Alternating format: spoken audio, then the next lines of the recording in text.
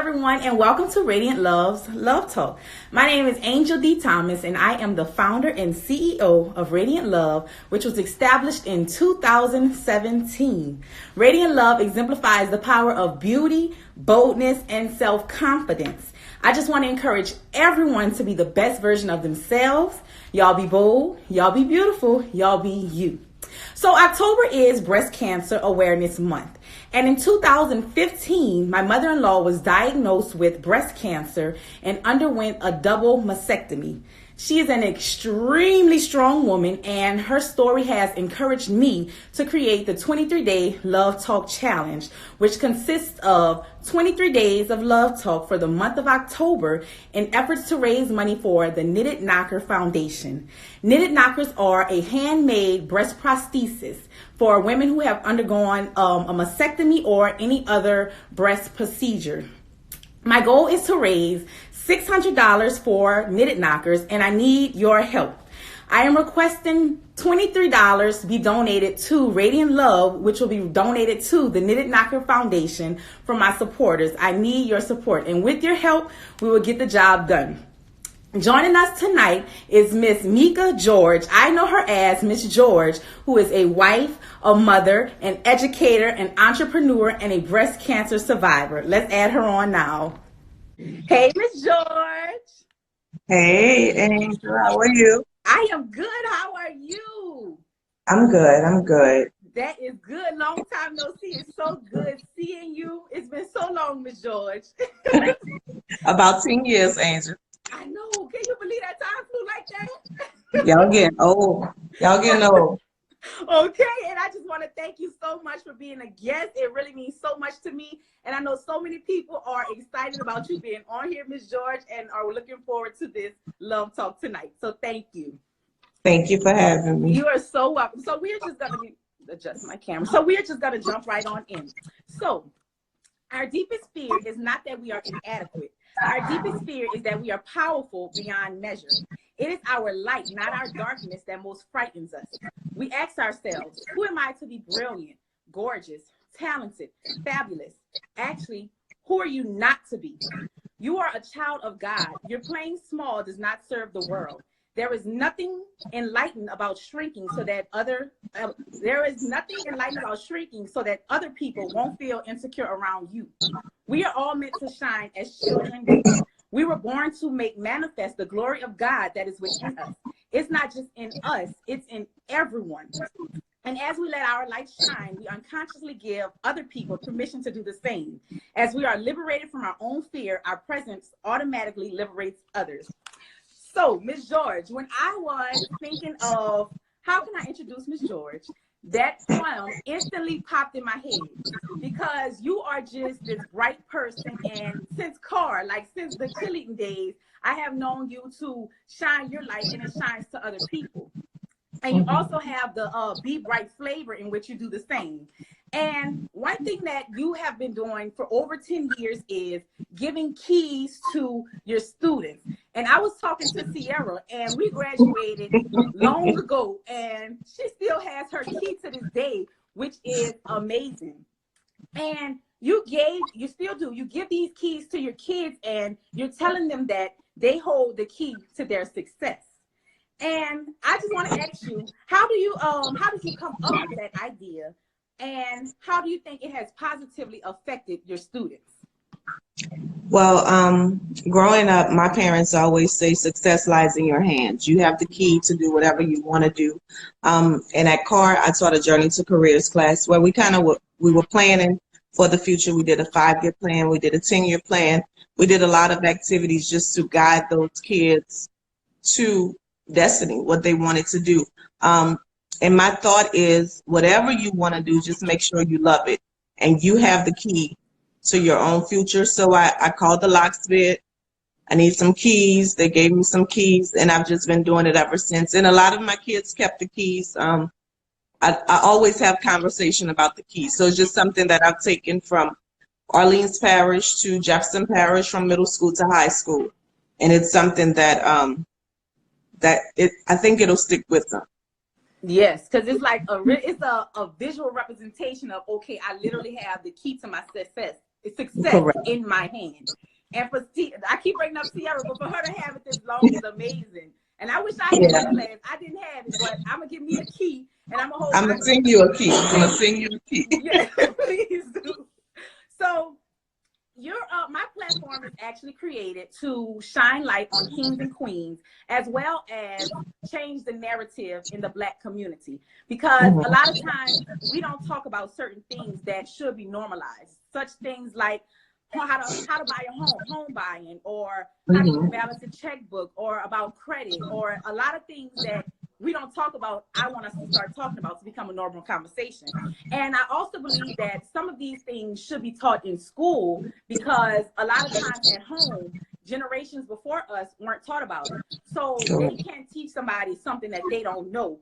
And that trickling cycle of not talking about it and not knowing just is an ongoing thing. So I believe that some topics like that should be taught in school, so that so that we can start talking about them. So as an educator, how important do you think it is for schools to incorporate life skills in the school system? I think it's very important, especially because every kid or every student, every adult, college is not for everyone, and we still have to live. So when I began teaching, I taught business English, which was how to write a resume, how to follow simple instructions. So we would do stuff like explain to me how to make a peanut butter and jelly sandwich. It's simple things, simple instructions, and financial math is another course that they teach in Jefferson Parish, and I'm not sure if it's in the charter schools, but they teach you how to balance a checkbook. They teach you how to do a budget. And in that Journey to Careers class, we did that, because I can remember my students saying, $2,000, I'm gonna be rich. Until we did that budget. $1,000 get you nowhere. So yeah, I do believe life skills are very important, and even for those students who are going to college, you're away from home. So you still have to know how to live and be responsible. Yes, without a doubt. And if I'm not mistaken, I think some states have started incorporating that in schools, like even home ec, learning how to cook and different courses like that, which is definitely needed to break this cycle, especially in the Black community. Yes, I agree. Yes. And a lot of times it is the students learning from the authority, which is the teachers in the school system. But a lot of times, and many times, the teachers and the higher authority learn from the students. So in your many years of teaching as a teacher, an admin, and actually a principal, what have you learned from your students that has impacted your life? I've had several students, many on the high school level. Many of them don't have families. Many of them live on their own, and they come to school. They know that education is their way out. So they push through. They keep pressing towards the mark. So my little worries that I may have on a particular day, and I have a kid who's bounced from house to house and don't know where the next meal is going to come from, but come to school and give 100%. Every day, it allows me, and I'll tell anybody, the kids keep me going. And I actually had a teacher on Love Talk in the very beginning, and she actually said the same thing as well. A lot of times we don't know, well, I'm not a teacher, but we don't know what kids are going through at home, like you said. And a lot of times, sometimes kids act out looking for attention. Yes. And she said that as a teacher and an educator, she has to put all her problems to the side to cater to these kids, because she doesn't know. And it's making me realize, as a student, when I was in school, I didn't know what anybody was going through in school. People didn't know what I was going through. But we all have a story, and we all are fighting something. So as an educator, we look up to y'all as parents, in a sense, mothers and fathers. And so what you're doing is, and a lot of times we spend more time with the students and their parents, because you have to realize parents are working 2 and 3 jobs to make if you have a parent. If you have a 2-parent home, that's a bonus. And if you have a parent that has to only work 1 job, that's a bonus. So I have kids right now, they're at school from 7 to 6 in the evening. and then they go home, mom is at the second job. So we have to make sure that we make this a safe space for them as well and make them feel as comfortable as possible. We have to. We have to. And you actually started in 2017 a campaign called Be Bright Flavor. And it's a campaign that was created to encourage others not to dim their own lights and be bright. Not to dim their own lights and shine bright and pass the soap. And Be Bright Flavor has touched 7 countries, 21 states, 85 cities, and 2,000 plus visitors in less than 30 days. And I actually had the privilege of being featured, and I was so honored to be featured on it. So what was your inspiration behind Be Bright Flavor? So my kids call me a extroverted introvert. That likes to be on the forefront. I almost canceled this interview, to be honest.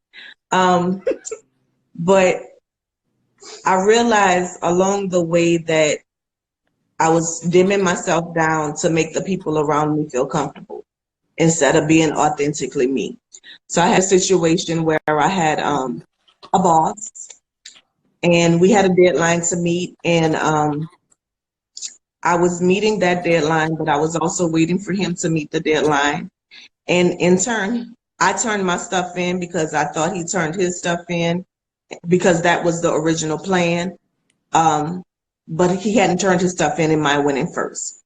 So I received an email stating that I would like everyone to shine, not just you. You don't have to shine by yourself or something to that sort. And it bothered me for a very long time till I was losing sleep because I was trying to figure out, to me, that was meeting my job duties. But to others, it may seem that way. But from that point on, if I do my job authentically, I shine effortlessly. Ooh. So that's my, and you know, a lot of people dim down. We change our attire, we change our hair. I struggle back and forth. Can I go to work with these twists or should I relax my hair? Can I go? So I have to be authentically me. And I think when you're authentic, you're going to shine regardless. And if you're not shining, that's not your issue. If they feel like it's stepping on their toes, that's not your issue. So I wanted to shine light on people of all races, really, because we all go through it. Of course, my focus is African Americans, but people of all races, just because you get shunned a lot, just because of who you are, what you look like, how you dress, who your family, who's a part of your family, your jobs, your career. So just be authentically you, and you're gonna shine regardless of what anybody sees. And that means a lot. And let me just tell you a brief story about myself. So you see, I have locks in my head, and I have actually a receptionist right now of oil and gas company, and it's not many of us there. And I am the first person that you see walking in to the building. And I have locks. I'm a female. I'm African American. You know, so you saying that you had to, can I wear my hair like this? I struggled with that for a long time. Can I wear my hair like this to work? Or what are they going to say? But now I just go in there. I do my thing. Sometimes I even wrap my hair to the back and everybody's like, oh, Angel, you look so beautiful. So you saying that really means a lot. And I had to learn that within myself to let my light shine no matter what. And you know, I've always been known for my hair. So it was a struggle, and I didn't lose my hair through chemo or anything. It was just easier for me at the moment. I no longer want to put chemicals. You know, you hear my doctor said it's fine, then you read something saying, so I said, I'll just cut it. And it was a transition that I went through, and I'm satisfied with that transition. But again, always being known for something and then making a huge change, you worry about what other people are going to think or see. And I've got nothing but compliments, but if I didn't, I'm okay with that too. Yep, you have to be. So how can what is the website so someone can check out Be Bright Flavor? It's bebrightflavor.com. Straight to the point. Yes, I'll post that on my page. Y'all have to check it out. It is amazing. And you feature people regularly on there. Yes. Perfect. So where do you envision Be Bright Flavor going? If it goes nowhere, I mean, like we've touched several countries, several states, several cities, thousands of people. If it just goes where it is, worldwide, on the World Wide Web, I'm okay with that.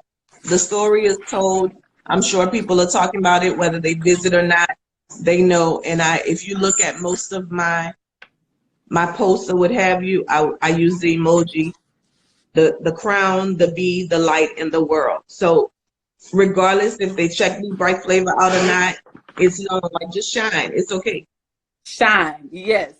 And at October is Breast Cancer Awareness Month.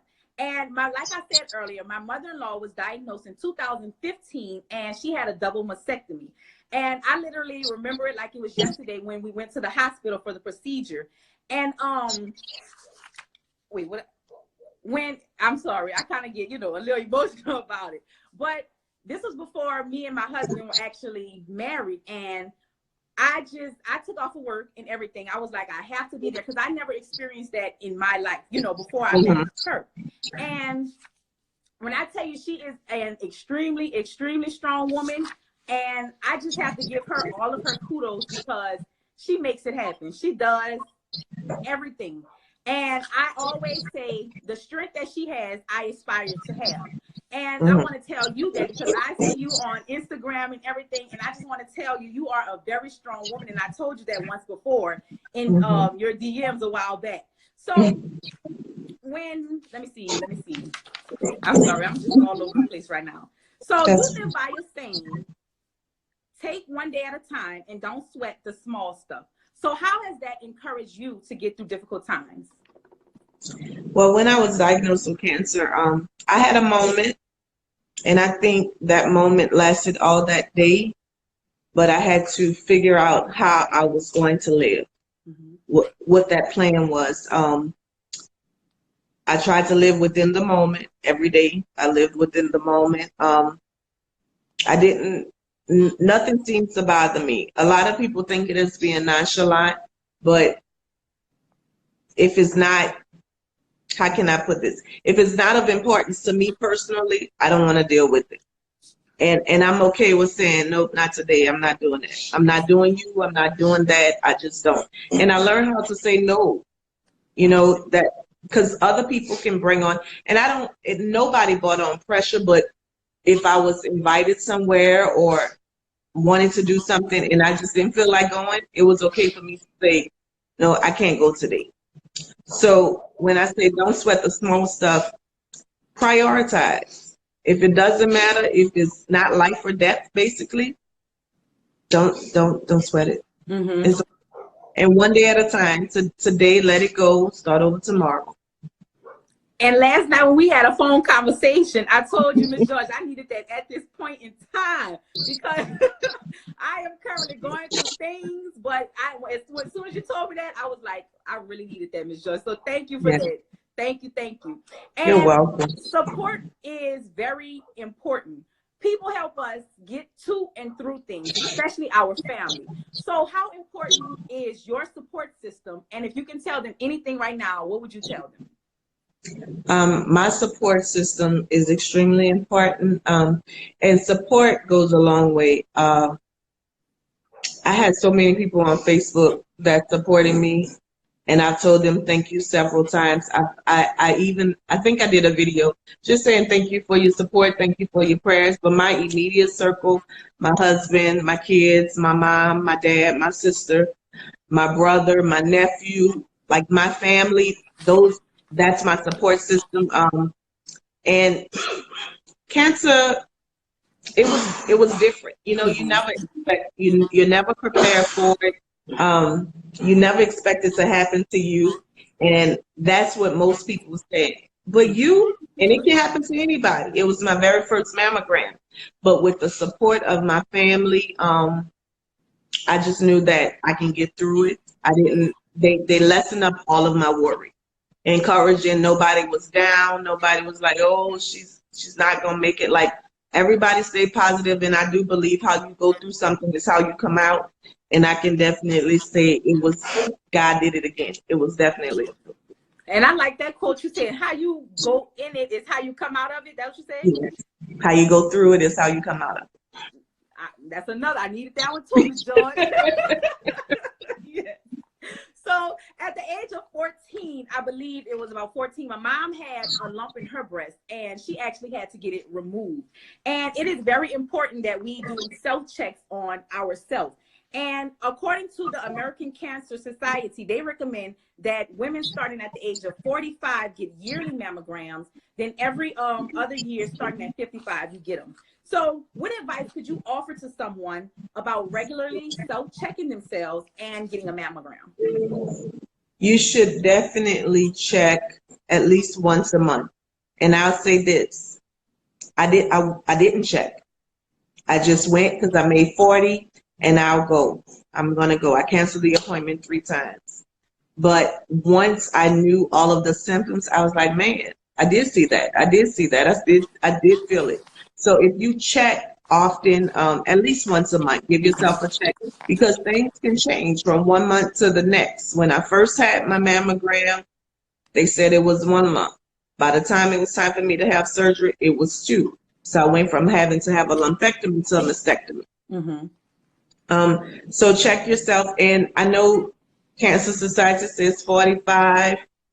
Insurance will pay when you're 40, but 30 African American women should be getting checked. So if the insurance doesn't pay for it, at least check yourself so you can let your doctor know, okay, look, I feel something, and then the insurance will pay. So make sure that you're doing your self-checks because according to insurance, and insurance is a beast when it comes to breast cancer, and they have formulas for everything. You shouldn't get it until you're 40. But studies show because African American women have the highest rate of breast cancer that we should get checked starting at age 30. Mm-hmm. And I will tell everybody in the world, October is also open enrollment. Please get a cancer policy. And if it helps, doesn't take care of everything, but it takes a major financial burden off. So get that cancer policy. And see, I didn't know that because every time I do my insurance, they ask me if I need, and I just say no. Everybody needs it. Everybody, okay. Thank you. Y'all heard that, huh? So I live by a philosophy. Be bold, be beautiful, be you. I live by that. I encourage it. I say it all the time. I have it written everywhere, and it's just something that I live by. So what's a philosophy that you live on and stand by? It may sound crazy, but just listen. 5 minutes of emotions, and then you have to be a gangster. Like, it's mind over matter with all costs. Don't let it destroy your day. Deal with it later. My first day at work, I got in a wreck. I cried. I did my crying. I went to work. The day went on. You just have to try to control your emotions. And I'm not saying don't let your emotions out. I'm not saying that. But you can't dwell in it. And I learned that just in the past 2 years. You can't dwell in emotion because it'll bring you to depression. And then we don't like to talk to people. So depression can lead to other things.